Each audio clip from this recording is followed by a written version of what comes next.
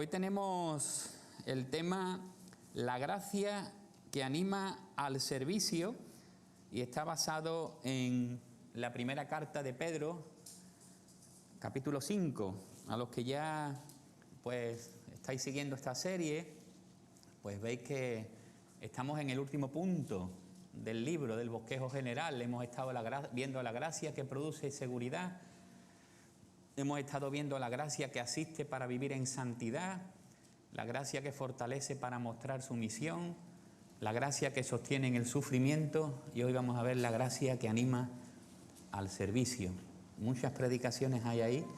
Si te has perdido alguna, pues puedes entrar. No sé si sabes que tenemos una página web, ccvidabundante.com, y me indican que me quite la mascarilla.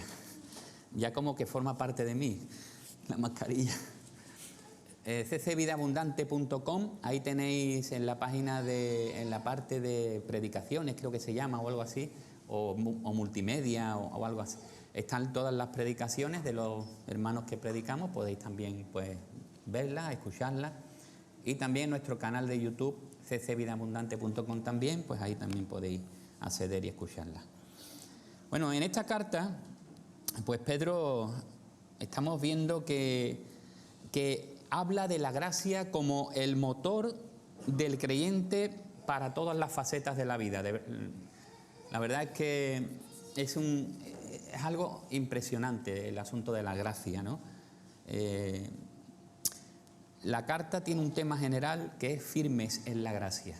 Firmes en la gracia. Así que el servicio que agrada a Dios, y hoy vamos a estar un poquito viendo cómo servirnos, es el que resulta de entender la manera en la que Dios ha actuado con nosotros a través de su gracia, es decir, proveyendo salvación cuando no lo merecíamos, y también pues dando como resultado que nosotros podamos vivir también en esa gracia pues con los demás. Así que una iglesia que se mantiene firme en medio de la presión, y podéis recordar, o si no os lo recuerdo, que esta carta está escrita a una iglesia que sufre persecución, que sufre presión, que sufre crisis, o está a punto de sufrir una crisis mayor, y Pedro está animando a los cristianos cómo poder vivir en medio de las presiones, en medio de una situación de crisis, pues por medio de la gracia de Dios, ¿no? Fundamentado en la gracia de Dios. Una iglesia que se mantiene firme en medio de la presión es aquella en la que sus miembros pues están ocupados de una manera natural en el servicio a Dios y a los demás, con una actitud correcta y siempre con el enfoque y la esperanza del retorno del Señor Jesucristo.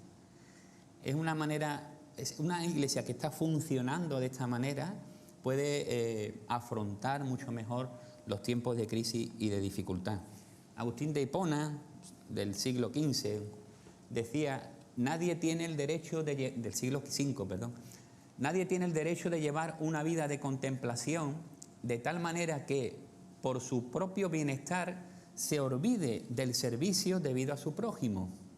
Pero ni nadie tiene el derecho de estar tan inmerso en la vida activa que descuide la contemplación a Dios. Así que ese servicio que agrada al Señor es un servicio que parte de una comunión con Dios.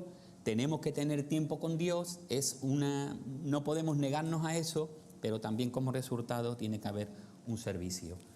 ¿Qué condiciones? Vamos a responder esta pregunta en esta mañana. ¿Qué condiciones señala Pedro, el apóstol, como necesarias para que la iglesia se mantenga unida en el servicio? Vamos a ver en este capítulo 5 qué requisitos, qué aspectos, podéis llamar, nos enseña la palabra de Dios, el Señor quiere que tengamos en cuenta. Y vamos a estar viendo 3 puntos. Vamos a ver que es necesario un liderazgo íntegro y comprometido. Vamos a hablar de los ancianos, capítulo 5, versículos 1 al 4. Hace falta también que el resto de la congregación, he puesto los miembros, aunque los ancianos también son miembros de la congregación indudablemente, que viven miembros que viven en la confianza del Señor, de manera real, auténtica y genuina. Y al final aunque no va a ser la parte más trabajada, digamos, hay una exhortación final y saludo en los 3 últimos versículos, ¿vale? Así que este sería el tema de esta mañana. Pedro, vamos a leerlo. Vamos a leer primero los primeros 4 versículos, después los restantes, para no perdernos. Vamos a leer el texto que he titulado Un liderazgo íntegro y comprometido. Primera de Pedro 5. Leo la versión, la Biblia de las Américas, por si veis alguna distinción. Por tanto, a los ancianos entre vosotros exhorto yo, anciano como ellos y testigo de los padecimientos de Cristo, y también participante de la gloria que ha de ser revelada, pastoread el rebaño de Dios entre vosotros, velando por él, no por obligación, sino voluntariamente, como quiere Dios, no por la avaricia del dinero, sino con sincero deseo, tampoco como teniendo señorío sobre los que os han sido confiados, sino demostrando ser ejemplos del rebaño. Y cuando aparezca el príncipe de los pastores, recibiréis la corona inmarcesible de gloria. Pedro se dirige a la iglesia distinguiendo 2 grupos, como digo, los ancianos, el liderazgo de la iglesia, y el resto de los miembros. Y ve como primordial que tanto unos como otros tengan un corazón lleno de gracia, que se manifieste eso con la integridad, con compromiso, con confianza. Estas cualidades no están tan cerradas a los ancianos y al resto de los miembros, sino que todos tenemos que vivir con integridad y con compromiso y con fidelidad y con humildad y mantenernos firmes en la fe y vivir con un espíritu sobrio, en fin, cosas que vamos a ver más adelante. Pedro descubrió que la gracia de Dios era adecuada para él. ¡Wow! Podríamos hacer una serie de Pedro. Bueno, Ike estuvo hablando, ¿no?, de cincelados, y ahí vio algunos aspectos del apóstol Pedro. Pero Pedro tuvo muchas experiencias con el Señor, y qué bonito es que Dios usa, fijaos cómo es el Señor, que Dios usa al escritor Pedro. La palabra de Dios es inspirada por Dios, yo eso lo tengo claro y lo creo firmemente, pero usa a los escritores sin anularlo. Las experiencias que Pedro tiene, las experiencias que Pedro tuvo con el Señor son usadas también para transmitir las enseñanzas del Señor. Es impresionante cómo Dios actúa y respeta y a la misma vez cumple con sus planes, ¿no? Es increíble, por eso es Dios.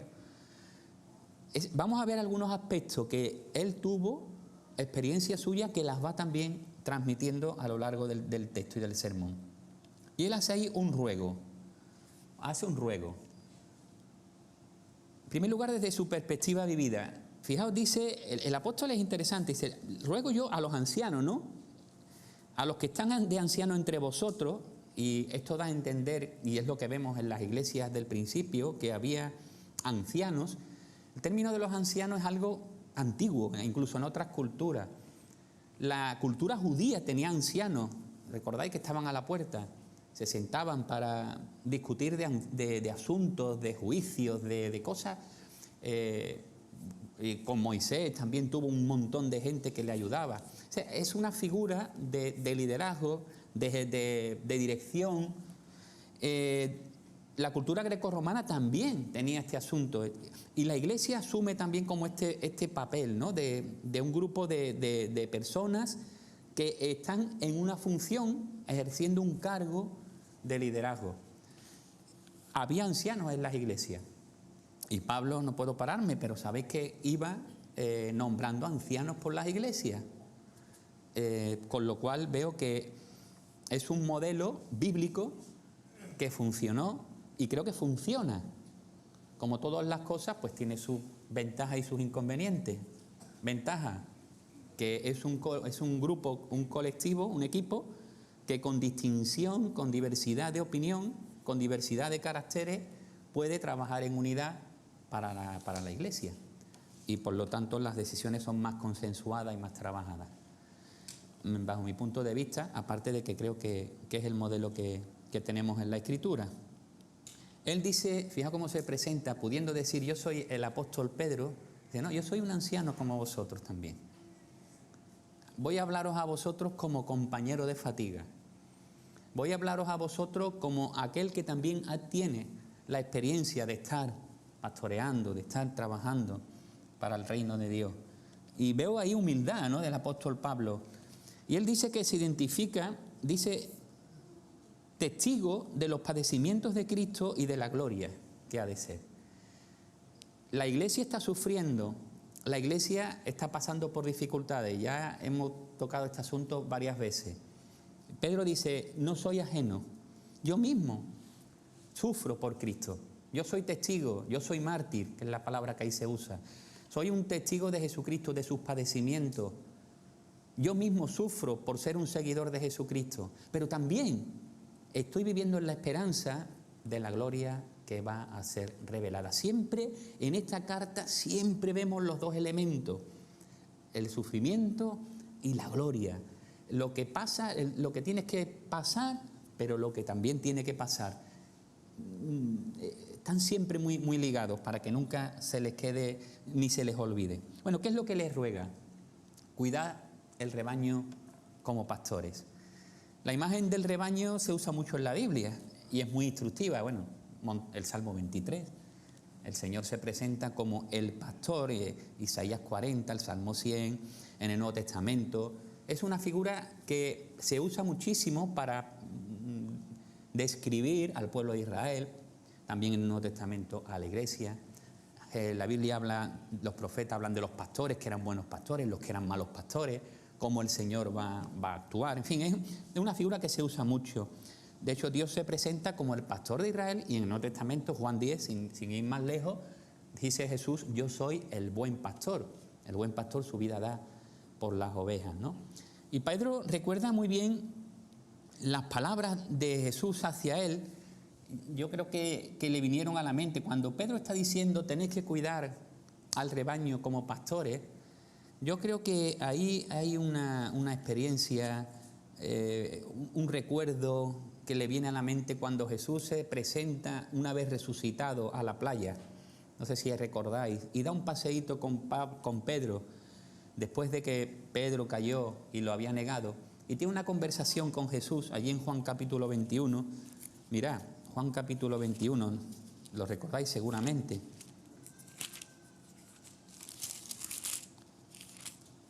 Versículo 15, entonces cuando habían acabado de desayunar, Jesús dijo a Simón Pedro, Simón, hijo de Juan, ¿me amas más que estos? Pedro le dijo, sí, Señor, tú sabes que te quiero. Y Jesús, ¿qué le dijo? Apacienta mis corderos. Y volvió a decirle por segunda vez, Simón, hijo de Juan, ¿me amas? Pedro le dijo, sí, Señor, tú sabes que te quiero. Jesús le dijo, pastorea mis ovejas. Y le dijo por tercera vez, Simón, hijo de Juan, ¿me quieres? Pedro se entristeció porque la tercera vez le dijo, ¿me quieres? Y le respondió, Señor, tú lo sabes todo, tú sabes que te quiero. Jesús le dijo, apacienta mis ovejas. Yo creo que esas palabras de Jesús en un momento tan especial de restauración del apóstol Pedro estaban en su corazón marcadas con fuego. Ahora Pedro está diciendo a los compañeros y a la iglesia, a los líderes de la iglesia, apacienta, pastorea el rebaño. Mucho antes que, bueno, aquí el tema del pastoreo ahora va a mencionar algunos aspectos importantes. ¿Cómo se debe de pastorear? ¿Cómo deben de ser los pastores con el rebaño? Estás atento, esto es importante. Voluntario y no por obligación, dice el texto ahí. Velando por él, no por obligación. Velando por él, no por obligación, sino voluntariamente como quiere Dios. El término que se usa ahí tiene más bien que ver con supervisión, ¿vale? El tema de los pastores y de los ancianos tiene que ver con supervisión, con guía, con cuidado, con mirar que no haya falsas doctrinas, de procurar que los miembros no se desvíen, en fin, una serie de cuestiones, atención, dentro de lo que uno puede dar, ¿no? Pero hay algunos aspectos que son importantes. Hay que hacerlo de manera voluntaria, de manera libre, no por una carga o una obligación impuesta. Nadie debería entrar al ministerio de pastor, de anciano, porque la gente le dice que tiene talento, porque la familia le insiste mucho y lo alienta, porque hay una necesidad eclesial que se está viendo y dice, es que si no lo hago yo lo tiene que hacer, no lo va a hacer nadie. No son motivos correctos para ejercer este cargo, este oficio. Digo que es un oficio y un cargo el tema de los ancianos, yo así lo entiendo. Entiendo y separo entre dones y oficios. Hay personas que tienen dones de pastores, de pastorear, y no están dentro de los ancianos, y gracias al Señor por los pastores que hay en la iglesia y las pastoras, en este sentido, ¿no? De tener esa carga, de ayudar a unos y a otros, de llamarse, de visitar, tienen ese don. Sin embargo, los ancianos tienen un oficio, un cargo. Dentro de los ancianos hay algunos que son más pastores, otros que tienen más don de enseñanza, otros que tienen más don de evangelista, pero todos están funcionando como administradores de la iglesia. Así que yo distingo un poco entre lo que es el pastor, el don, y lo que es el oficio. Y aquí estamos hablando de oficio y de gente que tiene sus propios dones también al servicio de Dios. Pero lo importante es que tiene que ser voluntario, no como una carga ni como una obligación. Tiene que ser en respuesta a un llamado que ha recibido de parte del Señor. Algunas personas lo tienen, otros no lo tienen. Si tienes esa carga, pues tienes que abundar en eso y seguir orando y ver si Dios lo confirma. Ciertamente, decía Clemente de Alejandría, uno de los padres de la Iglesia, es un verdadero anciano y ministro del consejo de Dios el que hace y enseña las cosas del Señor, no como siendo considerado justo solo por ser anciano, sino por ser justo es elegido como anciano. Así que la idea que tenía este hermano y la que seguimos manteniendo es que el anciano tiene un llamado, una carga que la Iglesia reconoce, que la Iglesia entonces entiende, y es entonces que puede entrar a formar parte del Consejo de Ancianos. Y entonces no es que sea justo, digamos, cuando ya uno se convierte en anciano, ya es anciano, ya es la mejor persona del mundo, que va, sigue teniendo sus mismas carencias y debilidades. Somos uno más dentro de la congregación. Pero sí que tiene una serie hay una carga y una serie de habilidades y requisitos que también están puestos por el Señor. Timoteo y Tito hablan de los requisitos de los ancianos, que si se cumplen, pues puede ser cumplir con esta función. No por obligación. Es que un sentimiento de resistencia a la responsabilidad o el deseo de no hacer más de lo absolutamente necesario. A veces pasa, y hay crisis de cansancio, de agotamiento, y hay que renovarse, y hay que reciclarse en el Señor y orar y pedirle al Señor que te renueve el ánimo y la fuerza, ¿no? Pero no debe ser, si no, no se puede cumplir bien esa función. Yo creo que la única obligación que se le impone es el compromiso adquirido delante del Señor para ayudar, pues, dentro de sus dones y sus posibilidades a la edificación del pueblo. Con sinceridad y no con ambición. Esto es otro de los requisitos, de buena gana, no por lucro sucio, con mente dispuesta y con corazón sin motivo egoísta. Yo entiendo que la palabra de Dios reconoce la ayuda económica de los ancianos, hay textos que lo avalan, pero aquí el tema no es tanto, quizás a lo mejor da pie a que pudiera haber un deseo de adquirir ganancias deshonestas, negociar con el ministerio, por decirlo de alguna manera más clara. Pero no solo una ganancia económica, también se puede buscar o se puede ambicionar una posición, que también pasa, o la fama de ser un pastor, uno de los ancianos. En nuestras iglesias nadie va a ser famoso, ni mucho menos, pero hay iglesias grandes, hay iglesias en otros países, en otros lugares, donde los pastores, son bastante famosos y tienen grandes remuneraciones también, ¿no? Pero se puede caer en ese peligro de querer hacer el ministerio por tener beneficio propio. Debe ser un servicio motivado por el amor a Dios y a los hermanos. Pablo lo decía en 2 de Corintios, Pablo es un ejemplo a seguir en muchas cosas. Dice en el capítulo 12, versículos 14 y 15, he aquí que esta es la tercera vez que estoy preparado para ir a vosotros y no os seré una carga, pues no busco lo que es vuestro, sino a vosotros. Porque los hijos no tienen la responsabilidad de atesorar para sus padres, sino los padres para sus hijos. Y yo muy gustosamente gastaré lo mío, y aún yo mismo me gastaré por vuestras almas. Si os amo más, ¿seré amado menos? Esas son las palabras de Pablo. Pero es lamentable ver cómo algunos se enriquecen a costa de los fieles, a cambio de profecía falsa, vana, a cambio de chantajes emocionales.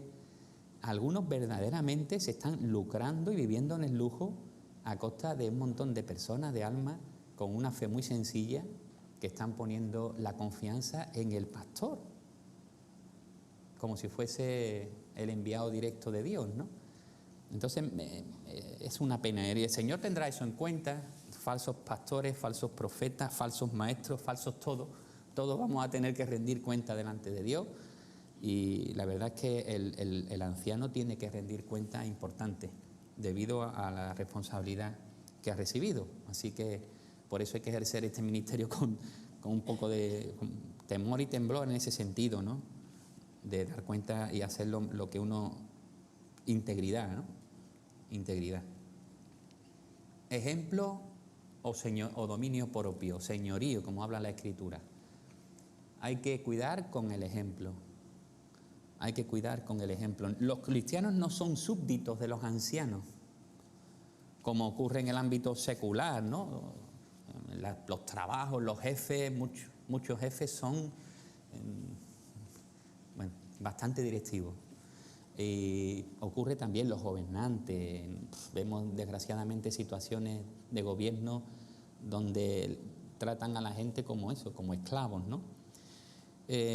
Todos los cristianos pertenecen a Dios, y los ancianos deben desempeñar sus funciones como siervos de Dios y no como señores de los cristianos a su cargo. El versículo de enseñorearse aparece en el Evangelio, cuando Jesús habla de los líderes que se enseñorean. ¿Recordáis esos textos de la gente? Dice, pero con vosotros no será así. Pero hay un texto en Hechos 19, 16, donde aparece la palabra también, y me llamó la atención, y habla de cuando el apóstol Pablo estaba ministrando y echaba fuera demonios y tal. Dice que uno que tenía el espíritu malo se abalanzó sobre ellos y dominó a todos, de manera que salieron huyendo. Ese me llamó la atención, ese dominar, esa fuerza, ¿no? Es la misma palabra que se usa ahí. Es una imagen muy gráfica de cómo puede ser un liderazgo que se enseñorea, ¿no?, de los miembros de la congregación. Alguien dijo también, un monje de la Edad Media, se llamaba Bernardo Claraval, dice, una monstruosidad es ver el más alto rango unido a la mente más mezquina, el primer asiento con la vida más baja, una lengua grandilocuente con una vida perezosa, mucha charla sin fruto. Eso es una pena, pero tenemos que evitar. La autoridad no se gana por la fuerza, sino con una vida consecuente que demuestra lo que afirma. Eso es lo que el patrón es, el ejemplo. No por obligación, sino por ejemplo, ¿no? Modelo, la palabra ahí, modelo. Y Jesús lo dijo, yo no he venido a servir, a ser servido, sino a servir. Y hablando de los que se enseñorean, ¿no?, dice, vosotros no sois así, vosotros tenéis que servir a los demás, porque el que sirve es el primero, y recordáis estas expresiones. Bueno, ahí hablando un poco de cómo debe cuidarse el rebaño, ¿no? Ahora, hay algo interesante, hay una recompensa, el versículo 4. Cuando aparezca el príncipe de los pastores, o sea, el rebaño es de Dios, no es del pastor. La iglesia es del Señor, el pastor es un empleado del Señor, por decirlo de alguna manera. Cuando venga el príncipe de los pastores, al cual habrá que dar cuenta, dice: recibiréis la corona inmarcesible de gloria. Qué bonito, ¿no? Habrá una recompensa. Algunos hablan de que la corona no son tanto corona como corona de gloria tiene que ver con la corona, con la gloria, con la justicia. No son tanto coronas, sino como maneras de describir, ¿no?, lo que va a ser o lo que van a ser bendiciones de gozo eterno, ¿no?, en el cielo cuando estemos con el Señor. Aquí se usa para esa palabra inmarchitable, inmarcesible, una palabra que es amaranto, que se derivó de una planta, de una flor de color rojo oscuro que tenía fama de resistir a la decoloración. Parece que nunca se marchitaba, ¿no? Y apareció ahí y la coge el apóstol Pablo, porque es un contraste entre una recompensa duradera y una recompensa inestable. ¿Sabéis? Las coronas que usaban, ¿no?, de hojas de laurel o de olivo, y ponían esas coronitas. Un día duraba o 2 días, se marchitaban. Lo que Cristo está diciendo, mira, la recompensa auténtica, si vivimos delante del Señor con integridad y con un compromiso serio y firme, es una recompensa eterna. Cuando estemos en su presencia, cuando estemos en ese tribunal de Cristo, rindiendo cuentas de nuestras vidas, ahí se verá todo, ahí se verá todo. Y ahí las obras que no son auténticas serán quemadas al momento. Y lo que sí quedará será pues realmente lo que se haya hecho delante del Señor con integridad, de acuerdo a su voluntad, con fe. Bueno, hasta aquí el aspecto del liderazgo comprometido. Servicio, un liderazgo sirviendo de manera íntegra y comprometida. Y esto tenemos que demandarlo de los líderes, en ese sentido, ¿no? Sí, es lo que dice la palabra, ¿no?, que tendríamos que ser así, tenemos que ser así. Pero ahora hay un segundo punto, el resto de la congregación, que también afecta al liderazgo, ¿no?, estas cosas que vamos a ver ahora. Vamos a leer los versículos 5 al 11. Asimismo vosotros, los más jóvenes, estáis sujetos a los mayores, y todos revestíos de humildad en vuestro trato mutuo, porque Dios resiste a los soberbios, pero da gracia a los humildes. Humillaos, pues bajo la poderosa mano de Dios, para que Él os exalte a su debido tiempo, echando toda vuestra ansiedad sobre Él, porque Él tiene cuidado de vosotros. Sed de espíritu sobrio, estad alerta. Vuestro adversario, el diablo, anda al acecho como león rugiente, buscando a quien devorar. Pero resistidle firmes en la fe, sabiendo que las mismas experiencias de sufrimiento se van cumpliendo en vuestros hermanos en todo el mundo. Y después de que hayáis sufrido un poco de tiempo, el Dios de toda gracia, que os llamó a su gloria eterna en Cristo, Él mismo os perfeccionará, afirmará, fortalecerá y establecerá. A Él sea el dominio por los siglos de los siglos. Amén. Bueno, entramos en esta segunda parte, miembros que viven en la confianza del Señor. Ahí me encuentro con algunos aspectos que vamos a ver: humildad, firmeza, esperanza. Y el versículo 11 hay una doxología, una expresión de alabanza, ¿no?, de reconocimiento a Dios. Vamos con la humildad. Y dentro de la humildad es interesante. Vemos ahí 3 aspectos de la humildad. Hay que someterse unos a otros, hay que someterse a Dios y hay que someterse a uno mismo. Quizás puedan estar relacionados entre unos y otros. Volviendo otra vez a Agustín de Hipona, él dijo: la humildad es el vaso de todas las gracias. Creo que tenía razón. Hay cosas que sí, otras que no, ¿no? Pero ahí tenía razón. La humildad es el vaso de todas las gracias. Y qué importante es, porque es que si no partimos de esta cualidad, de este fruto del Espíritu Santo, no vale nada de lo que podamos hacer. Someterse unos a otros. Habla de los jóvenes. Posiblemente en la iglesia hubiese algún grupo. Pueden ser estos jóvenes de edad. Pueden ser jóvenes también en la fe. Algunos entienden que pudieran ser diáconos, gente que está creciendo en el liderazgo. Posiblemente sean de edad, pero da igual. todos necesitan someterse, porque habla que todos tienen que revestirse de la humildad. Por eso digo unos a otros, ¿no? El término joven, como digo, puede ser eso.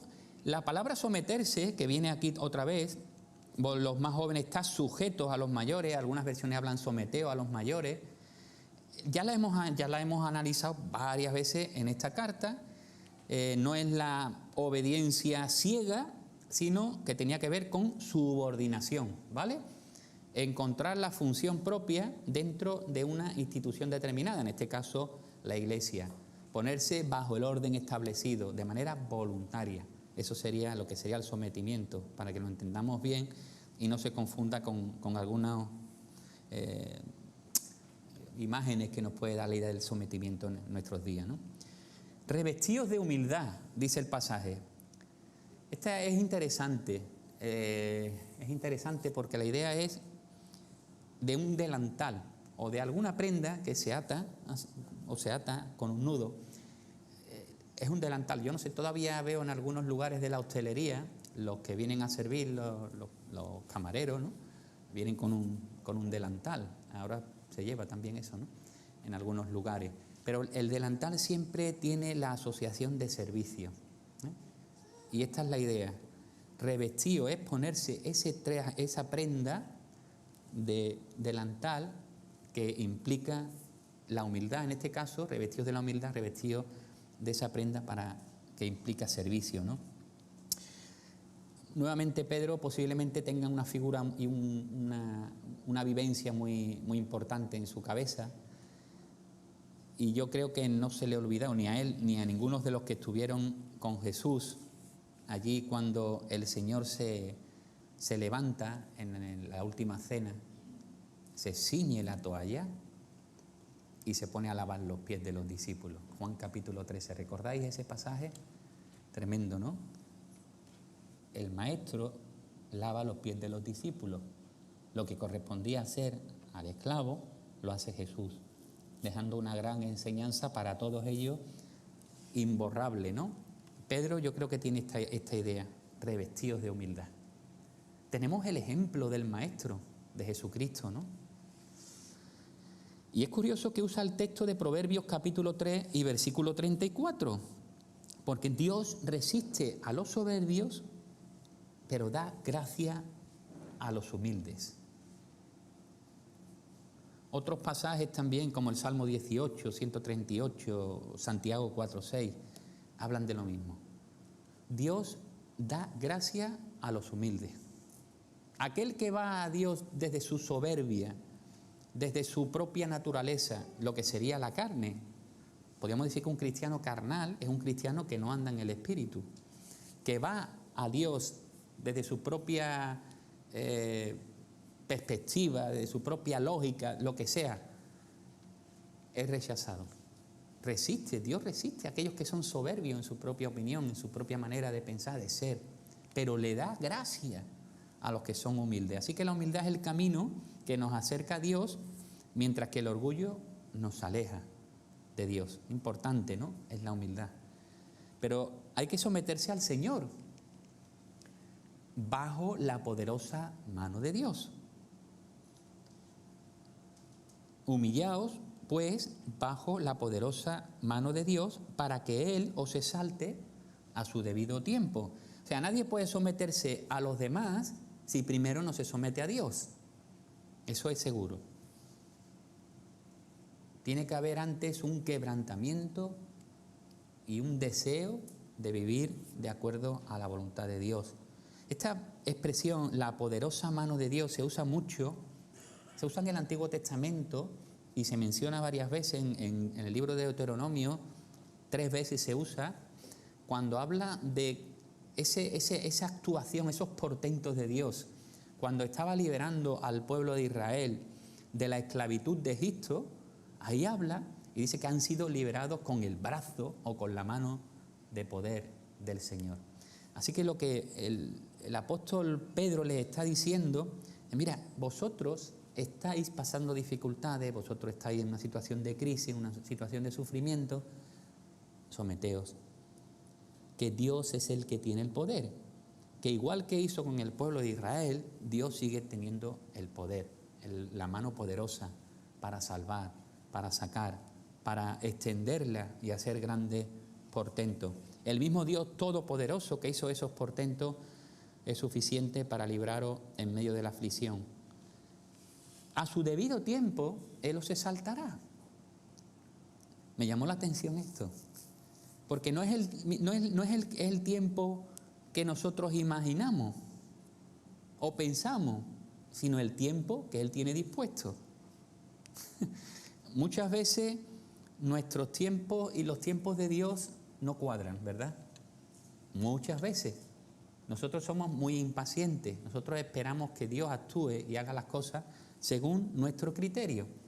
Pero recordad una cosa, Dios no está sujeto al tiempo. Dios vive fuera del tiempo. Dios es eterno, no tiene ni principio ni fin. Él tiene planes y propósitos. Nosotros vivimos, Él actúa con el tiempo. Pero tenemos que tener un poco este entendimiento, que lo importante es que descansar en el plan de Dios y en los planes de Dios y en los propósitos de Dios. Porque a su debido tiempo, y eso es para que lo entendamos nosotros, Él mostrará su brazo de favor o su brazo de poder o su exaltación. ¿Lo veremos aquí? Puede ser que no. A su debido tiempo el Señor actúa. Así que hay que tener paciencia. Y eso era importante para ellos, porque muchas veces cuando estamos en momentos de sufrimiento, en momentos de presión, en momentos de situaciones de crisis, el tiempo se nos hace corto para esperar la acción de Dios, muchas veces. Desfallecemos, perdemos la paciencia, desesperamos. Dios tiene su tiempo. A su debido tiempo, Él siempre actúa. Y hay que someterse a uno mismo. Esto me llamó mucho la atención. Echando vuestra ansiedad sobre Él, porque Él tiene cuidado de vosotros. Yo creo que la humildad también se demuestra cuando dejamos de lado nuestra autosuficiencia y somos capaces de confiar en Dios. Cuando no confiamos en Dios, cuando no echamos nuestra ansiedad en Dios, es porque estamos intentando nosotros tener el control de nuestra propia vida. Eso sería una falta de fe, realmente. Pero nos pasa. Y lo que está diciendo aquí Pedro, esta ansiedad que vosotros tenéis que echarla, tenéis que descargarla en el Señor, que es el Todopoderoso. Este versículo se apoya también en el Salmo 55, 22. Podemos leerlo, porque sirve también de apoyo.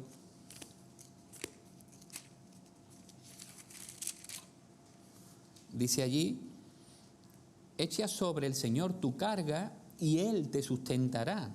Él nunca permitirá que el justo sea sacudido. El apóstol Pablo diría que los creyentes no serán tentados más de lo que pueden soportar. La idea es esa, es pensar y de realmente tener la suficiente humildad para dejarle al Señor las cargas, porque tenemos que tener fe y confiar que Él tiene cuidado de sus hijos. Un comentarista, me gustó lo que decía, dijo que tales cargas deben ser arrojadas de uno mediante un acto decisivo de entrega y rendición, con el que son echadas sobre Dios y cesan de ser llevadas por nosotros. O sea, hay que tomar una decisión de entregar, de dejar al Señor las cargas. Pero sigue diciendo, esta fe absoluta es la que honra a Dios. Lo que ocurre con mucha frecuencia es que solo a medias le confiamos a Dios nuestras cargas y nuestros problemas, quitándoselos de las manos después de haberlos depositado en ella. ¿No ocurre eso a veces? Que decimos, Señor, mira, te dejo el problema, pero cuando pasa un poco de tiempo, que nosotros pensamos que es el tiempo prudente y ya tendría que haber habido una respuesta, no, el Señor no está respondiendo, el Señor no sabe, el Señor se ha olvidado de mí, traigo las cosas que las voy a solucionar yo.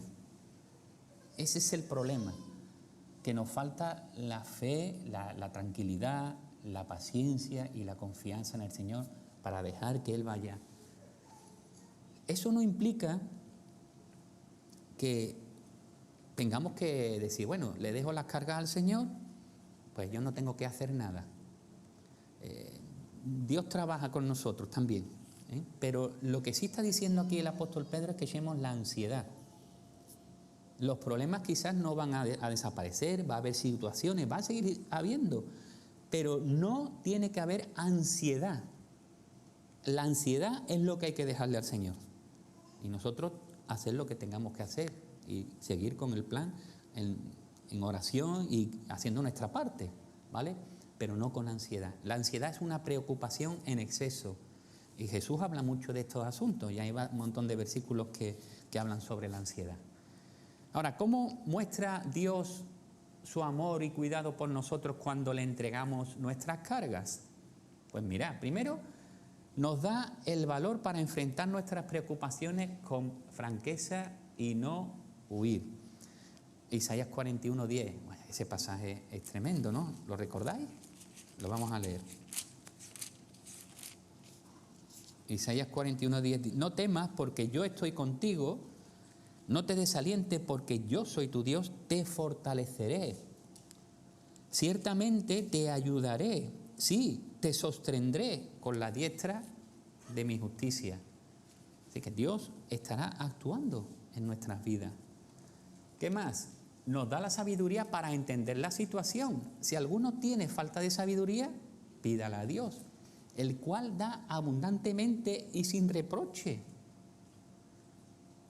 Necesitamos sabiduría, que es la manera o cómo podemos usar lo que sabemos, nuestras habilidades y nuestro entendimiento de la manera más apropiada a las circunstancias.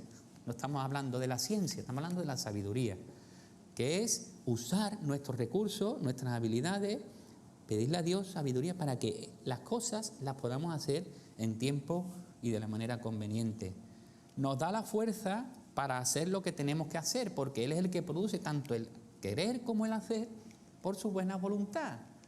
Y además nos da la fe para confiar en que Él hará el resto. El Salmo 37 lo dice, deja al Señor pon en tu confianza en Él y Él actuará, ¿no? Leo Salmo 37:5.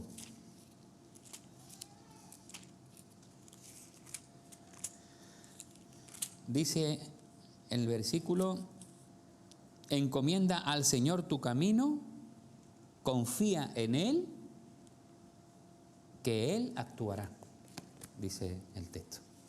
Así que como vemos, echar en Dios nuestras cargas no implica que nosotros no tengamos que hacer nada, pero sí que dejemos la ansiedad y confiemos en Él y en su guía.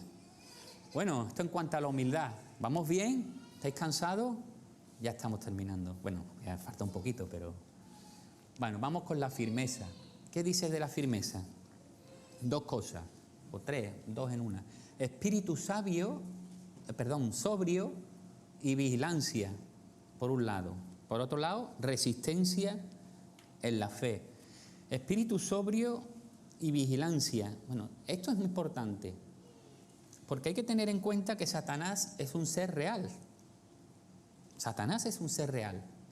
Y hay que entender esto porque es un ser peligroso y es un ser que tiene poder. Y además cuenta con un ejército de demonios que están dispuestos a atacar al pueblo de Dios. Entonces eso hay que saberlo.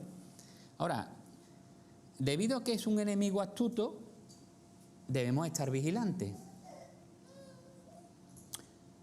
Debemos estar en guardia. Él es el calumniador, el adversario, el engañador. Dice la palabra en Juan 8 que Él es el padre de mentiras, es un ángel que se viste de luz, en fin, un montón de cosas acerca de Satanás. Es un falsificador. Curioso, la parábola del trigo y la cizaña, Dios planta trigo y Él mete cizaña. Son muy parecidos. Siempre está ahí intentando de confundir, de cegar, de estropear la obra de Dios y el reino de Dios. Ahora, una parte de ser de espíritu sobrio incluye, teniendo esto en cuenta, no echarle al diablo la culpa de todo. Porque muchas veces vemos, o algunos, ¿no?, ven el demonio detrás de una maceta, vamos, Detrás de cada cosa están viendo al demonio y le echan la culpa a Satanás por los dolores de cabeza, o le echan la culpa porque se le ha pillado una rueda o porque ha subido el precio de la luz. O sea, tampoco es la cuestión esa, ¿no? Lo que la Biblia enseña acerca de Satanás lo tenemos en la palabra y tenemos que ir ahí para no dejarnos tampoco influenciar y confundir por algunos que le dan demasiado énfasis, ¿vale? Entonces el equilibrio, entender que es un ser real y peligroso y hay que estar atento y vigilante porque anda como león rugiente buscando a quien devorar, pero tenerlo en su justa medida también. Un espíritu sobrio. Es un ser que actúa siempre con astucia. Me llamó mucho la atención una frase de Matthew Henry. Dice: más sabe el diablo por viejo que por diablo, dice el refrán. Lo conocéis ese refrán, ¿no? Se aprovecha no solo de nuestros defectos, sino hasta de nuestras virtudes. Qué curioso esto. Pues cuando no puede sembrar la confusión por medio del error y de la inmoralidad, lo logra por medio de divisiones sobre puntos periféricos de ortodoxia y por imposición de un mal entendimiento o de un malentendido puritanismo, y enciende así la discordia y quebranta la comunión fraternal. Eso lo dijo Matthew Henry hace unos 300 años, pero parece que vive ahora, ¿eh? Pareciera que está entre nosotros. Es lo mismo, la misma historia de siempre, la misma historia de la Iglesia, la misma historia de nosotros, porque somos pecadores, ¿no? Lo mismo de siempre. Cuidado, no dejemos caer en la trampa. A estar alerta, estar atento. ¿Y cuál es el remedio? Resistirle en la fe. Este es el remedio para vencer al diablo.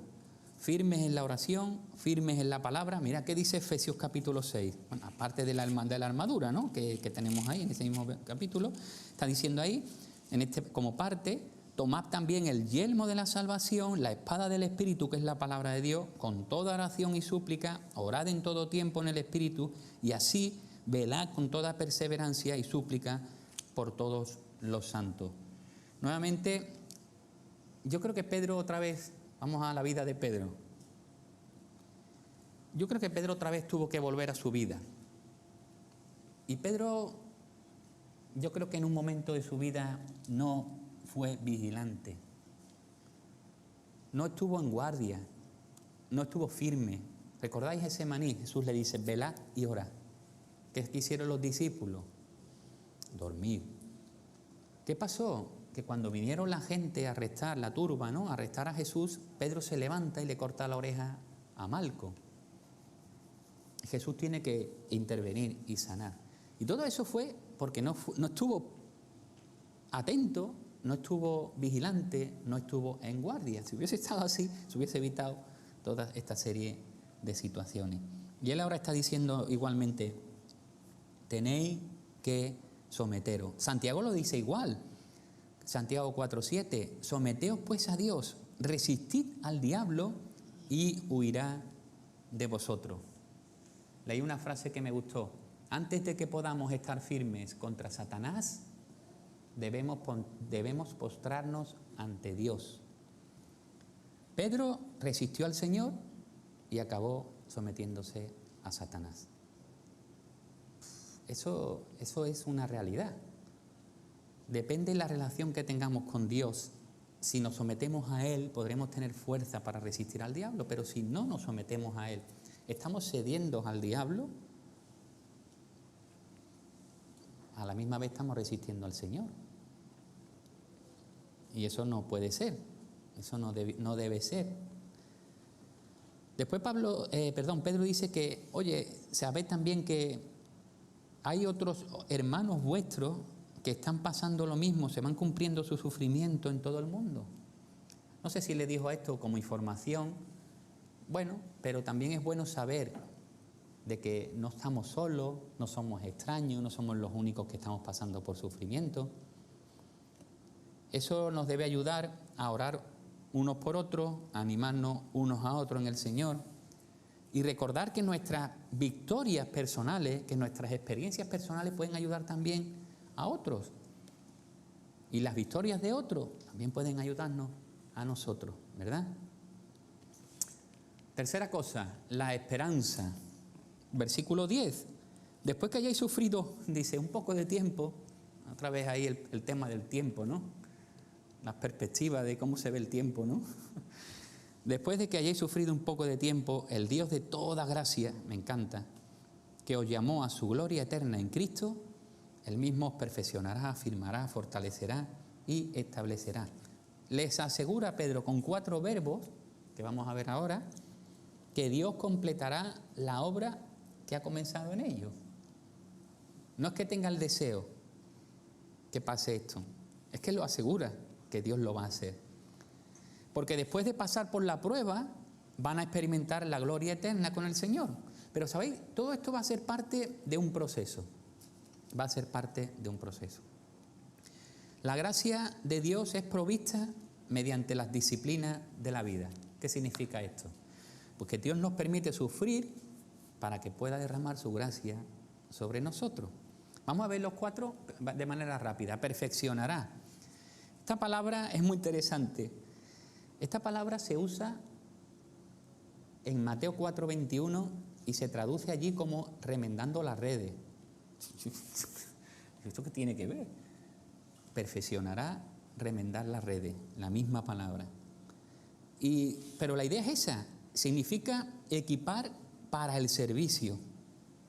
Entonces, es muy interesante ver esta figura, porque igual que preparamos las redes para la pesca, para que estén útiles y podamos pescar bien, Dios está, digamos, remendando las redes de nuestra vida.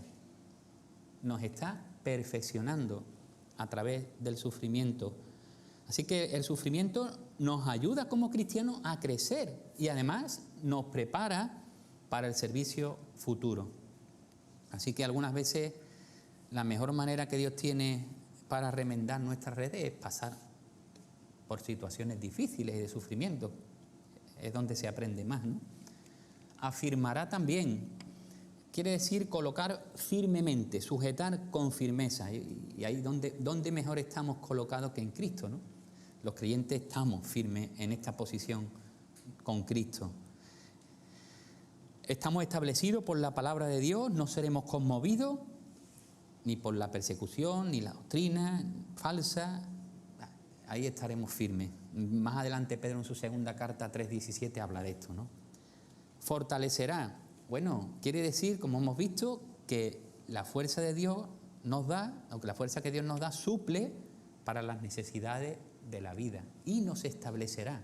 Esta es la idea, es de poner un fundamento firme y sólido. Así se usa la palabra de Dios cuando se habla de fundamento o la roca firme, eso es.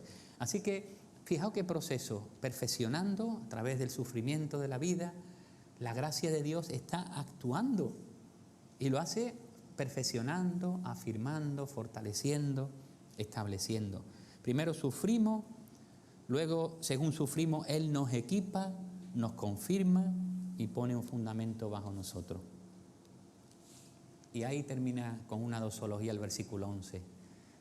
Pedro abre su corazón a Dios y dice: a Él sea el dominio por los siglos de los siglos. Amén. ¿Sabéis? Dios tiene el control de todo. Dios tiene todo en su control.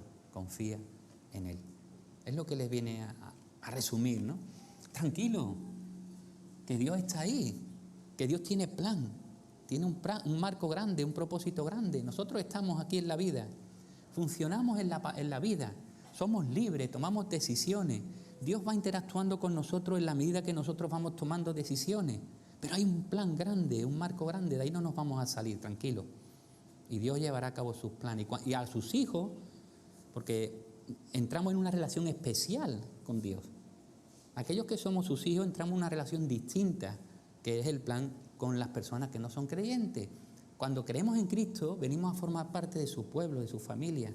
Dios actúa con nosotros de una manera especial también. Así que, tranquilo, que Dios está al control. Cuesta trabajo dejar de deshacernos de nuestras propias inquietudes y ansiedades, ¿verdad? Por último, hay una exhortación final y unos saludos. Habla del ósculo de amor, ¿no? De los besitos que se daban en aquella época. También nosotros somos muy de abrazos y besos, no ahora, pero sí lo hemos sido. Pero me llama la atención el versículo que marco ahí, ¿no? El 12. Por conducto de Silvano, nuestro fiel hermano, porque así lo considero, os he escrito brevemente, exhortando y testificando que esta es la verdadera gracia de Dios. Y ahora dice, estad firmes en ella. Estad firmes en ella. Permaneced firme en la gracia de Dios.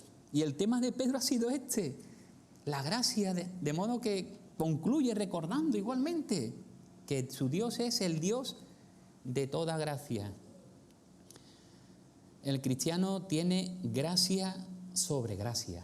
Juan capítulo 1, versículo 16. Que me gusta esa expresión. La vida cristiana empieza con la gracia. Somos salvos por la gracia mediante la fe. Y la gracia sigue en nuestro caminar, en nuestro proceso, en nuestro servicio, en nuestra santificación. Y Dios da gracia para que puedas cantar con cánticos, himnos espirituales, y al que habla, que lo pueda hacer con sabiduría y fortalece, y cuando sufres hay gracia. Santiago 4:6, Él da mayor gracia. La gracia de Dios siempre está presente en nuestra vida. Así que permaneced firme en la gracia. Nos ha dado Pedro una carta, yo creo que preciosa, ¿no? Que nos anima a esperar en el Señor, por problemáticos que sean los tiempos. Siempre pensamos, es que nuestros tiempos son difíciles. Todos los tiempos han sido difíciles. En todos los tiempos ha habido de todo. Con el correr de los siglos, la Iglesia cristiana ha atravesado varios fuegos de prueba. Y sin embargo, Satanás no ha podido destruirla. La Iglesia hoy enfrenta también otro tipo de fuego de prueba, distinto, con el mismo fondo, pero con distintas manifestaciones. Tenemos que estar preparados. Son tiempos de estar firmes, de estar preparados, de afianzarnos, de hacer que la palabra sea viva en nosotros, vivir realmente la fe.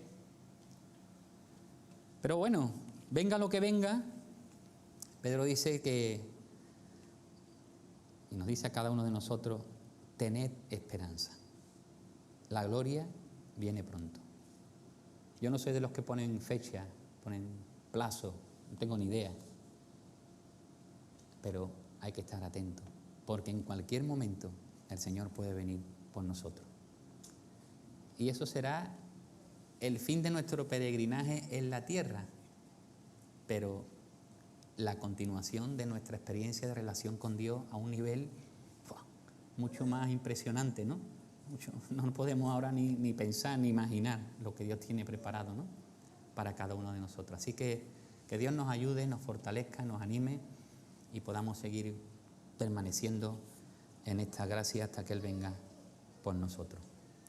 Señor, te damos gracias por tu palabra, tomamos nota de las recomendaciones, de tu consejo, de cómo, Señor, los ancianos tienen que vivir y comportarse, y cómo todos, Señor, debemos de vivir sirviéndonos unos a otros con humildad, Señor, con fe, con firmeza, estando vigilantes, Señor, atendiendo a tu consejo y esperando, Señor, siempre tu venida, entendiendo las pruebas de la vida como un proceso de crecimiento por el que tú nos estás perfeccionando, Señor. Pero también sabemos que tienes el fin dispuesto y preparado para cada uno de tus hijos, que será el estar contigo para siempre, Señor. Bendice a cada hermano, bendice esta congregación, los que no han podido estar también, los que están pasando dificultades y enfermedades. Da tu ánimo y fe y entereza a tu pueblo. Gracias en el nombre de Jesús. Amén.